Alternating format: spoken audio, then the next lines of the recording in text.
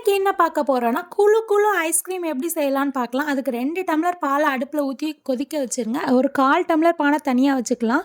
பாதாம் மில்க் மிக்ஸ்ல ஒரு 2 சொட்டு அளவுக்கு நான் ஊத்துறேன். உங்கள்கிட்ட என்ன இருக்கோ வெண்ணிலா எசன்ஸ் என்ன இருக்கோ அத ஊத்திக்கலாம். 1/4 டம்ளர் பால்ல 1/4 டம்ளர் அளவுக்கு சோள மாவு, கோதுமை மாவு, மைதா மாவுன்னு என்ன மாவு வேணாலும் நீங்க சேர்த்துக்கலாம். கட்டி இல்லாம கரைச்சு எடுத்துக்கலாம். அந்த கரைச்ச மிக்ஸ என்ன பண்ணலாம், இந்த பால் கொதிச்ச பால்ல கூடவே நம்ம சேர்த்து கொஞ்சம் கொஞ்சமா சேர்த்து நல்லா மிக்ஸ் பண்ணிக்கிட்டு கொஞ்ச நேரத்துல அது என்ன ஆயிரும்னா, நல்லா கட்டி வர ஆரம்பிச்சுரும். கட்டி கட்டியா வர ஆரம்பிச்சுரும். திக்காயி கட்டி கட்டியா வர ஆரம்பிச்சுரும். அத ஒரு மிக்ஸி ஜார்ல சேர்த்துட்டு நல்லா கட்டி இல்லாம ஃபைன் பேஸ்ட்டா அரைச்சிட்டோம்னா மாதிரி திக் பேஸ்ட்டா வரும். அத ஃப்ரீசர்ல ஒரு 3 ஹார்ஸ் வச்சு எடுத்தோம்னா செட் ஆயிருக்காது. திரும்பியும் அத மிக்ஸி ஜார்ல போட்டு நல்லா அரைச்சிட்டு திரும்பியும் வச்சிரணும். இதே மாதிரி ஒரு 2, 3 டைம் நீங்க பண்ணுங்க. நான் 2 டைம் தான் பண்ணேன். எனக்கு சூப்பரா வந்துருச்சு. பால்ல தண்ணி சேர்க்காம திக்கான பாலா இருந்தா 2 டைம்லயே வந்துரும். வெயிலுக்கு ஏத்த குளு குளு ஐஸ்கிரீம் ரெடி.